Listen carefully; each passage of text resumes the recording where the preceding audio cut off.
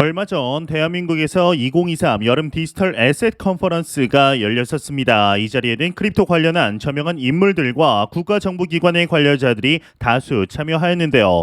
이 자리에서도 단연 화제는 리플사와 SEC 간의 소송 쟁점이었습니다. 이 코빗의 정성문 리서치 센터장의 경우는 미국 SEC가 XRP 자체는 증권이 아니라는 걸 알고 있다라며 리플랩스와 SEC 소송 쟁점은 XRP 자체의 증권성이 아니라 네 가지 판매 방식의 증권법 위반 여부이다라는 언급을 하였는데 구독과 좋아요, 알림 설정 부탁드립니다. 안녕하십니까. 암호화폐 정보를 전달해 드리는 닥터 비트맨입니다. 네, 평일의 시작 월요일도 슬슬 마무리되고 있습니다. 어떻게 오늘 하루 잘 보내셨나요? 현재 미국에서는 인플레이션이 둔화되고 있으나 이 소비나 고용은 여전히 호조를 보이며 금리 인상을 두고 엇갈린 상황이 이어지는 가운데 이 연준 위원들이 추가 금리 인상을 두고 엇갈린 의견을 보이고 있습니다. 이 글로벌 중앙은행들의 정책 심포지엄인 잭슨홀 미팅에 참석하기 위해 와이오밍을 찾은 이 패트릭 하커 미국 필라델피아 연준은행의 경우는 연준은행이 아니죠. 이 연준 총재의 경우는 이 블룸버그 TV와의 인터뷰를 통해 현재 통화 정책이 인플레이션을 물가 안정 목표인 2%로 낮추기에 충분히 제한적이다라는 기존의 견해를 재차 강조했습니다. 이제 24일에도 총재는 CNBC와의 인터뷰에서 연준이 인플레이션을 2%로 낮출 수 있을 만큼 금리를 충분히 인상했다라며 추가 금리 인상이 필요하지 않다라고 주장하였는데요. 다만 이날 하커 총재는 인플레이션 압력이 계속 완화되지 않으면 금리 인상 가능성이 다시 높아질 수 있다라는 언급을 덧붙이게 됩니다. 역시 잭슨홀을 찾은 이 오스탄 굴스비 시카고 연준 총재 역시 이날 CNBC와의 인터뷰를 통해 추가 금리 인상이 필요한지 묻는 질문에 대해서 물가 등 중요한 데이터를 앞두고 추측하는 건 좋아하지 않는다라면서도 지난 몇 달간 보아왔던 것 같은 상황이 지속된다면 이 금리를 얼마나 더 올려야 하는지보다 얼마나 오래 현 수준을 유지해야 하는지의 논쟁이 집중될 것이라는 언급을 하였습니다. 이 인플레이션 둔화세가 이어진다면 금리 인상보다는 동결 여부를 논의해야 한다라는 의미로 풀이가 되는데 이 굴스비 총재는 연준 내에서도 비둘기파 인물로 분류됩니다. 다만 매파로 꼽히는 로레타 메스터 클리블랜드의 연은 총재의 경우는 이 연준이 인플레이션을 2%도 되돌리기 위해 더 할 일이 있을 것이라며 추가 금리 인상이 필요하다라는 입장을 밝히게 됩니다. 이 메스터 총재는 최근 금리 인상 수준에 대해서는 언급하지 않았으며 연준의 핵심 문제는 통화 정책이 얼마나 제한적이어야 하는지 그리고 금리가 높은 수준에 얼마나 머물러야 하는지 결정하는 것이라고 말하게 되었는데요. 이날 기조 연설에 나섰던 제롬 파월 연준 의장도 필요하면 추가 인상에 나설 수 있다라는 입장을 밝혔습니다. 이날 의장의 경우는 인플레이션이 정점에서 하락했지만 여전히 높다라면서 적절한 경우 금리를 추가로 인상할 준비가 되어 있으며 인플레이션이 목표를 향해 지속해 하락하고 있다라는 확신이 들 때까지 금리를 현재 수준에서 제한적으로 유지할 계획이다라는 언급을 하는데요. 이제 다만 의장은 금리 결정이 어떤 방향으로 진행될 것으로 보는지에 대해서는 명확하게 밝히지 않고 있습니다. 앞으로 나올 데이터를 바탕으로 정책 방향을 결정할 것이라는 것을 점을 재차 강조한 것인데 이제 이러한 상황 속에 비트코인의 가격은 다소 아쉬움을 자아내지만 이 대중들의 관심이 점차 모아지는 듯 보입니다. 이제 과거부터 비트코인의 가격과 높은 상관관계를 보였던 지표가 하나 있습니다. 바로 구글 트렌드 데이터인데요. 이 구글 트렌드 데이터라는 것은 말 그대로 사람들이 많이 검색하는 키워드의 순위 및 분석을 하는 프로그램으로 현재 비트코인 매수라는 키워드의 검색량이 급증하고 있다고 합니다. 이제 최근 몇 달 동안 비트코인은 횡보세를 보이고 있죠. 8월 26일 핀볼드가 제공한 데이터는 지난 1년간 비트코인 매수에 대한 이 바이 비트코인 검색어에 대한 구글 트렌드 데이터에서 알 수 있듯이 이 글로벌 관심도가 크게 상승했음을 보여주고 있는데요. 이러한 급등세는 인기 점수 74점에 반영되어 연간 42%의 성장률을 나타내고 있습니다. 이 해당 검색어는 2022년 마지막 주의 최고 인기 점수인 100점을 달성하게 되었는데 이 지역 동향을 분석하면 나이지리아가 최고 인기 점수 100점으로 선두로 부상하고 있으며 카메룬이 33점으로 그 뒤를 잇고 있는데 이 세인트 헬레나의 경우는 23점으로 3위를 차지하고 있습니다. 가나는 19점으로 4위를 차지하고 있고 미국 유나이티드 스테이트의 경우는 7점으로 5위를 차지하고 있는데요.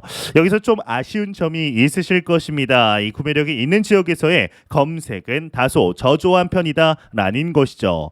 이 주목할 점은 2024년 내년에 있을 비트코인이 반감기가 중요한 기폭제로 꼽히는 등 암호화폐 분야의 향후 랠리에 대한 관측인데요. 여기에 더해서 첫 현물 비트코인 ETF 승인 가능성이 대두되면서 관심이 미국 SEC로 옮겨졌습니다. 이 승인이 된다면 기관 투자자들의 관심이 집중될 것으로 예상이 되는데 잠재적 반등에 대한 기대감은 비트코인 온체인 주요 지표에서도 뚜렷한데요. 이 핀볼드 보고서에 따르면 현재 전체 비트코인의 공급의 5.8%가 거래소에 보유돼 2017년 12월 이후 유례 없는 낮은 수준을 기록하고 있다고 합니다. 이러한 것이 이제 대중들에게 관심이 벗어나 있는 현재의 시간들이 오히려 투자를 하고 있는 우리들에게는 기회로 작용되지 않을까 싶은데 이 가격의 변동성에 신경 쓰지 않고 꾸준히 매수하는 것이 가장 중요하다라는 생각이 듭니다.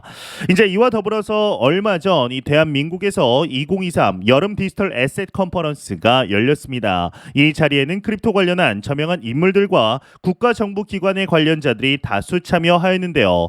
이 자리에서도 단연 화제는 이제 리플 대 SEC 간의 소송 쟁점이었습니다.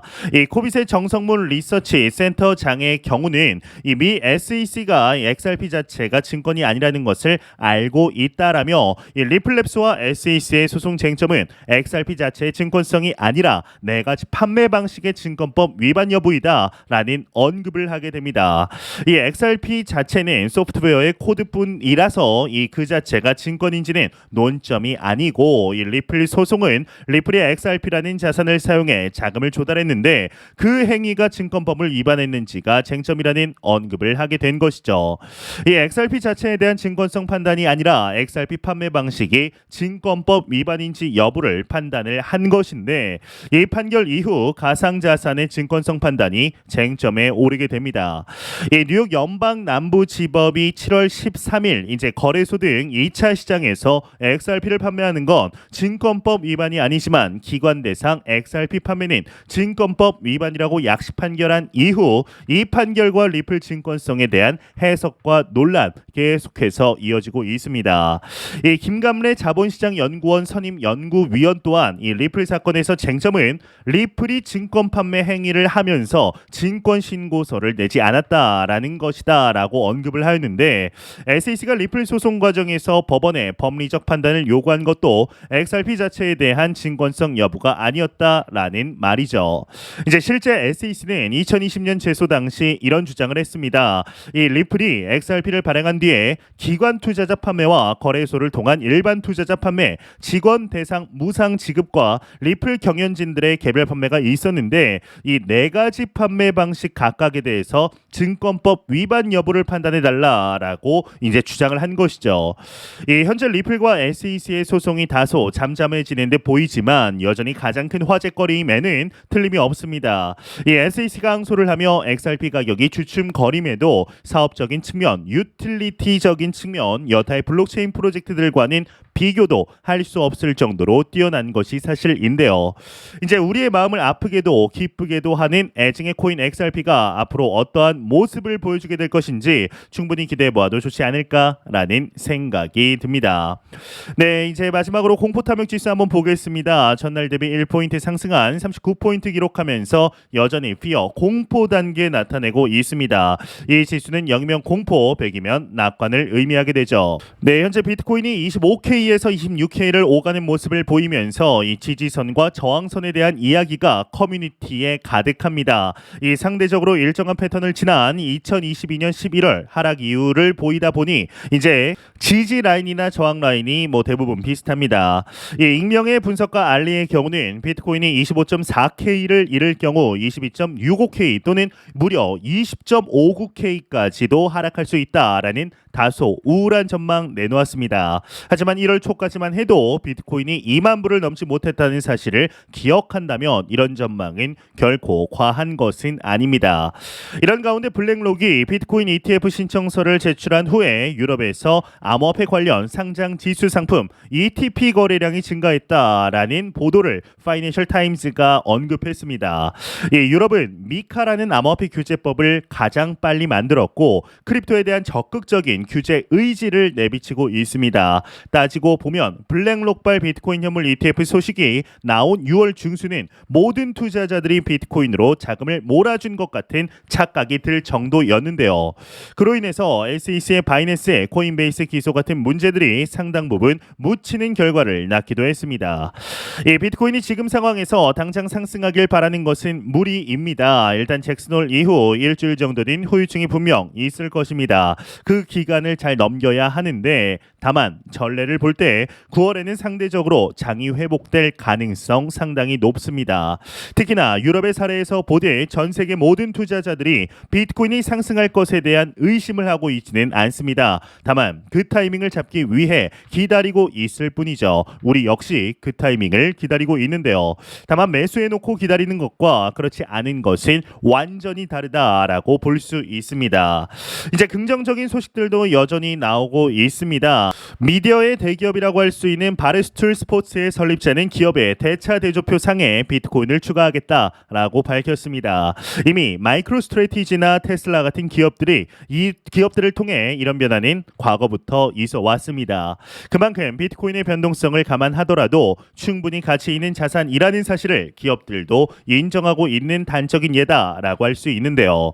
이 비트코인 가격이 불장에 상승하면 기업 가치가 몇 배로 오르는 일도 충분히 가능하기 때문에 저평가 시기에 비트코인을 매수하는 것은 기업 입장에서도 좋은 선택입니다. 한국의 대기업 중에는 이제 사업을 잘해서 돈을 많이 번 곳도 있지만 의외로 부동산 사업으로 돈을 번 기업도 많습니다. 땅이나 건물을 싸게 사서 비싸게 파는 것을 기업의 큰 수익 루트로 삼는 기업들이 실제로 많은데요.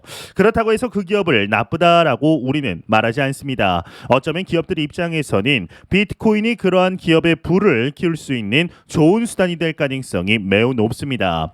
그렇게 되면 개인들 역시 러시를 시작할 겁니다. 그런 점에서 비트코인의 접근성을 키워줄 비트코인 현물 ETF는 매우 중요합니다. 이것은 정해진 미래이죠. 그리고 비트코인은 지금 우리 앞에 있습니다. 제가 매 영상 말씀드리지만 우리는 너무나 좋은 시기에 실제적인 투자를 진행하고 있습니다. 절대로 단기적인 시각으로 이 시장 바라보지 마시고 장기적인 시각으로 또한 오랜 시간 동안 함께 할 수 있는 여유 자금을 통하여 투자를 진행하시길 진심으로 바래 보도록 하겠습니다.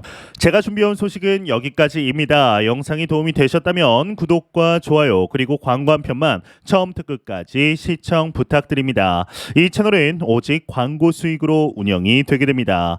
항상 영상 시청해 주시는 시청자분들, 구독자분들 너무나 감사드립니다. 오늘 남은 시간 잘 마무리하시길 바라면서 저는 더욱 도움이 되는 영상으로 찾아뵙도록 하겠습니다. 지금까지 닥터 비트맨이었습니다. 감사합니다.